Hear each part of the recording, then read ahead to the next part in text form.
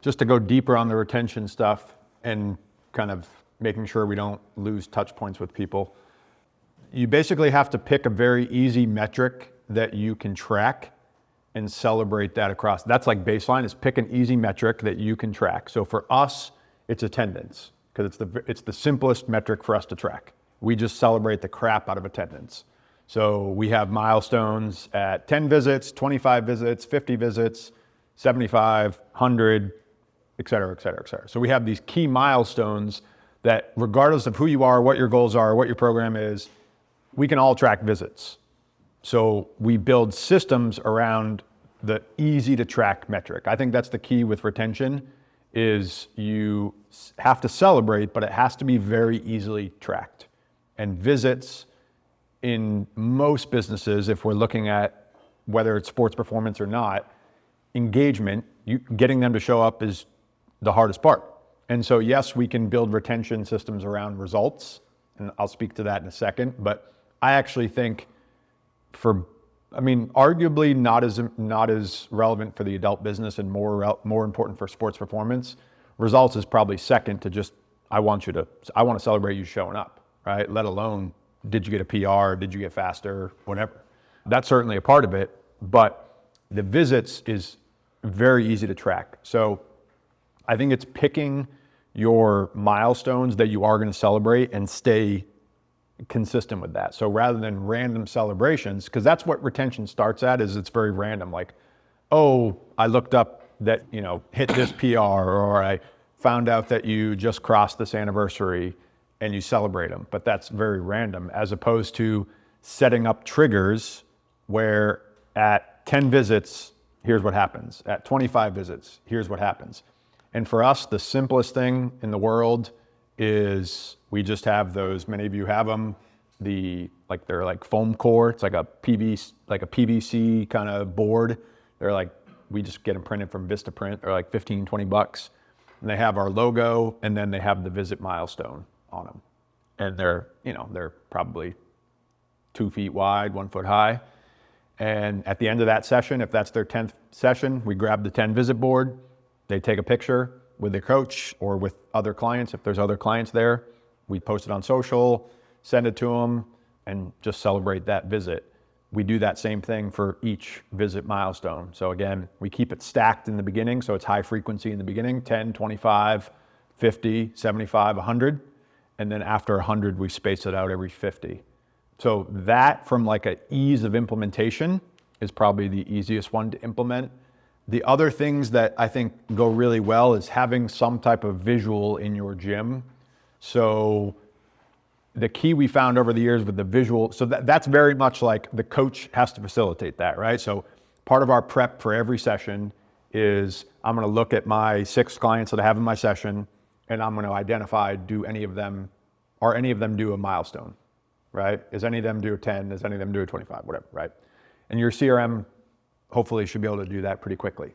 So again, I might have 6 clients at my 9 a.m. Susie's on her 25th visit, so I'm going to make myself a little note. And at the end of the session, or before the session, doesn't really matter, before or end, I'm going to celebrate Susie, grab a quick pic, everybody claps, yada, yada, yada. That's like baseline 101. The visual, like ongoing, every time they walk into the gym, they see something, is probably the second pillar that I would install. So the key we found with that is the clients maintain it. So examples for us on that would be things like again, using attendance so on June 1st, we'll have a chalkboard that gets washed off, and everybody on their first visit in June writes their name on the board and puts a tally for workout number 1. And every time they come in during June, they put another tally. So over the course of the month, you see everybody's names written on the chalkboard, and the clients do this. We don't do it for them. They come in, they walk over to the chalkboard, you build that culture, you build that that repetition of every time you come in, you put a tally. And obviously people love to be able to do that. The key is, of course, at the end, why did I do that? This is where that same protocol can work, or that same system can work for any population. I would tweak the back half of it, or the back end of it, which is what we do is we literally take a picture of the board at the end of the month. throw it into Claude or chat and tell me, pick a random winner. So we tell it like for every tally, give them an entry, right? So if I showed up 12 times, I got 12 entries. If I showed up 8 times, I got 8 entries. And one person wins a prize that month. And so the prize you give away, obviously what Eric's gonna give away to high school kids is gonna be different than what I'm giving away to 50 plus. Now, the easiest thing to do for the prize is, it sounds like a lot, but if you think about it, I only gotta do this 12 times a year. Our head coaches are responsible for doing this, but they have to get a gift card from a local business. And that's the sponsor for the month. So for example, if we have a coffee shop that we like, we'll get a $50 gift card to the coffee shop, and that's the sponsor for the month. So they get a little bit of recognition. And then at the end of the month, whoever wins gets that $50 gift card. Now, take it another step. Usually we don't have to pay for that gift card, 9 times out of 10.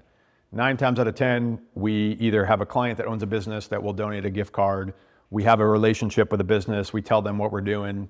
And so we try to just stay a month or two ahead. Like we already have June's, we'll get July's, we'll have August. So you just have a little document. And again, the tallies, clients love it. You raffle it off, you wipe the board, new month, same rhythm. So I think the key, if you take it away, is like, those two things, the process is the same every month, right? Who gets recognized is different. Like Joe might hit his 10, then Forrest might hit his 50. So everybody's getting recognition moments, but you as an operator only have to worry about one process. So those would probably be the two that I would install. For sports performance, I know Graham does this really, really well, and I think it's great. Anything that you can send the parents and figuring out a way to do that. I think it's less important in the adult world, but for sports performance, anything that you can set up where you're able to kind of communicate with the parent to show how Johnny improved from X to Y, I think is very beneficial. And again, just making it easy, like rhythmic. Our version of that, I would say, from a result standpoint, would be we offer everybody, whether they choose to take advantage of it or not is up to them. But on the first of the month, we just have an auto text go out that invites everybody that did not have one the previous month and does not have one scheduled in-body scan. So whether they choose to take advantage of it or not is up to them, but we at least offer that to them. And then, for the Gen Pop, the folks that are focused on more that side of it, at least have that as an invite. I would say I covered that last because I think it's not as important as the first two.